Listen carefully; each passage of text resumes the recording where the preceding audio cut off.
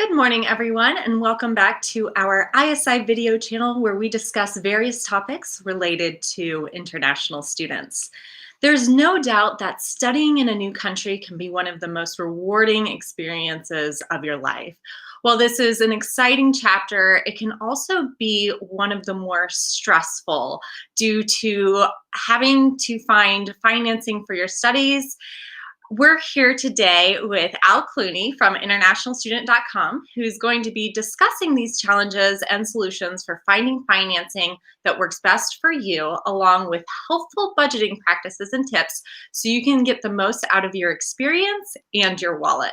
Al, thank you so much for being with us today. Could you give us an overview of your role at internationalstudent.com and what students need to be aware of when it comes to financing their studies in another country?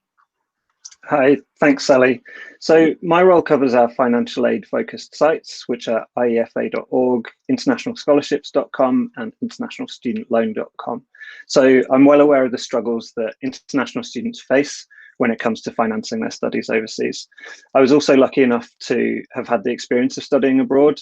So from my own experience, I know that managing your finances as an international student can be tricky and stressful at times. So when it comes to financing, a typical undergraduate international student in the US is likely to be using their own personal savings or relying on their family at home to cover their costs.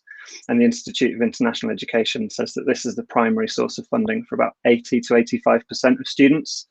Only around 10% might have their costs covered by the school they're attending, and about 5% maybe get their funding from their home country government or from their home university. So one of the main things that students need to keep in mind is that it is a big decision to study abroad. It can be stressful and it can be expensive, but regardless of where you're at financially, there are lots of resources available to help you, including online resources and the study abroad and financial aid officers at your school. And the one thing that I'd really emphasize is the importance of drawing up a budget. So if you're clear on the money that you have coming in and going out, then this can really help you to make sure you don't overcommit yourself by spending more than you have available. Great. Thank you so much. And the great news is, like you said, there are so many avenues that students are able to seek funding from. Speaking of budgeting, like you had mentioned, what are some good things to keep in mind when it comes to creating one? So when it comes to budgeting, obviously the biggest expense is likely to be your tuition, but you need to remember and take into account all of the expenses outside of just paying for your classes. So some of the things that you'd look at would be your housing, costs for books and school supplies, food, transportation, and even fluctuations in the exchange rate with your home currency that might have an effect on the money that you have available. The cost of living can vary greatly from your home country to the US. And remember, it'll also be different depending on the town or city that you're studying in, and big cities are often much more expensive than small towns in the US. One thing to note is that the financial aid office at your chosen school will often have plenty of information that they can give you to help you make this budget about local costs that they might be aware of. So with housing, there's lots of decisions to make, like whether you live on campus or in private rented accommodation, sharing with others or living on your own. And because of that, the cost can vary. And this decision will also impact your transportation costs, because if you live off campus, you're likely to need access to some transportation to get to class every day. Buying books can be really expensive. You can't always rely on the library having every book that you need. And lots of universities have a scheme where students can buy and sell their secondhand books. So you could save money that way. And remember that eating out is more expensive than cooking for yourself. And especially if you factor in the tip, which is customary in the US. So lots of things add up. And then you might also want to treat yourself to something from the coffee shop sometimes. But obviously, if you do that every day, then it's going to get really expensive. So make your coffee at home.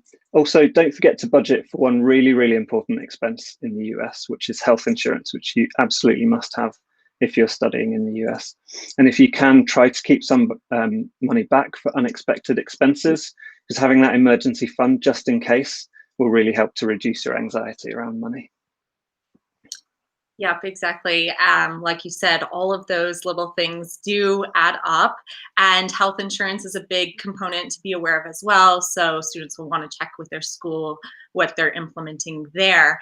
So once students have accounted for all of these additional expenses and created more of a realistic budget, where should students be looking if they've exhausted all of their personal expenses and still need funding? Okay, so in that case, the most important thing to do would be to reach out to the people at your university or school.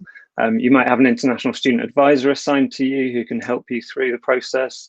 You can get in touch with the International Student Services Office. Maybe it's the admissions or enrolment office or the financial aid office. So someone at your school should be available to help you. And then also I mentioned earlier that there are online resources.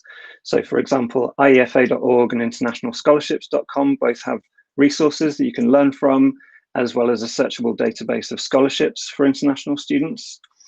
And then probably one of the final things that you should consider if you still require additional funding would be a loan. And it's the last thing to recommend because getting a loan is a big commitment and you would need to pay back the money that you borrow.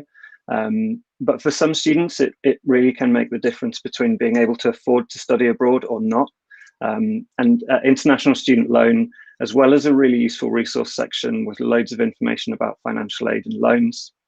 There's also a loan comparison tool, which can show you if there's a lender that works with your school, and depending on your circumstances, if the lender might be able to lend to you. Perfect. These are all great things to consider, and many students don't put enough emphasis on those additional expenses. So great things to be aware of. I know for me personally, when I studied overseas, another thing that I didn't account for was setting aside expenses just to have fun. So traveling to other countries nearby and exploring more while I was there and really getting the most out of my experience. I know a lot of international students studying in the United States, they want to do that American road trip or see some of the big sites like New York City or other big cities. What about that? Yeah, absolutely. It's a really big event to go and study abroad, so it's important to make the most of it and have fun while you're studying. It's part of the experience, and it's a great way to unwind and relieve some of the ongoing pressure that you're under to keep maintaining good grades and making sure that you're making your family back at home proud. It costs a lot of money to come and study in another country, so you should make the most of it. And keep in mind that exploring the country or the continent that you're in is going to have an impact on the experience that you have, but also the money that you have available. So there are lots of low-cost things and free things that you can do in most towns and cities to still get that experience without spending too much. And lots of companies and stores and restaurants offer discounts for students. So in my time living abroad, for example, I remember that there were free museum and gallery entries that you could get access to, maybe on specific days. There was discounted movie tickets. There were special offers for eating out at certain restaurants on certain days of the week. And there were free outdoor public events going on all the time in big cities, and even free public transportation on certain days to encourage people to go and make the most of those cultural events. So yeah, I think it is really important to try and do your best to balance that, focus on study as well as having some fun. Yeah, definitely. I know I personally was able to take advantage of some of those things that you had mentioned too, like the museum days, and use your student discount wherever you can. Always mention that you're a student. That always seems to help. So thank you so much, Al. We really appreciate you providing all of your insight and all of the information, and really all of these great tips. And I think that this has been really helpful with helping students learn to manage their finances and budget a little bit better for their studies abroad. Thanks, Sally. It's been great to be here. All right. So if you have any questions, we encourage you to leave your comments. Check out international students' various avenues for financial aid options. As Al mentioned, there's iefa.org, internationalscholarships.com, internationalstudentloan.com. Plenty of avenues to check out. Thank you so much for joining us today, and we look forward to seeing you next time.